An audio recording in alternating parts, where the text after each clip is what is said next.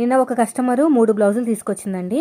ఆ 3 బ్లౌజులు కూడా తనిచ్చిన ఆది బ్లౌజులో అచ్చం దానిలాగే దించి కొట్టాలంట.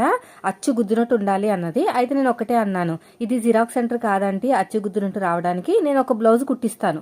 మీరు చూడండి ఫిట్టింగ్, ఫినిషింగ్ 2 చూసి బాగుంటే నెక్స్ట్ 2 బ్లౌజులు ఇద్దు గానీ ఇప్పుడైతే ఒకటే బ్లౌజ్ తీసుకుంటాను, మిగతా 2 బ్లౌజులు తీసుకెళ్ళిపోండి అని చెప్పానమాట. ఆమె అయితే ఏం మాట్లాడలేదు. కుట్టు 3 బ్లౌజులు కుట్టు, నువ్వు బాగా కుడతావంట కదా అందరూ చెప్పారంటే, మరి అలాంటప్పుడు ఒక బ్లౌజ్ కుట్టించుకుని చూడాలంటే అచ్చుగుద్దినట్టు రావాలంటే ఎవరికి రాదు. ఎంత పెద్ద సీనియర్స్కైనా సరే ఒక గీత అటు ఇటు అలా అవుతూ ఉంటుంది. కానీ ఫిట్టింగ్ మాత్రం మనం చూసుకోవాల్సింది మెయిన్ ఫిట్టింగ్ చూసుకోవాలండి. అందులో చిన్న షోల్డర్ ఉంటుంది, అదే కొన్ని ఇష్టాలు ఉంటాయి కదా, మీకు మాకు టైలర్గా తెలుస్తుంది.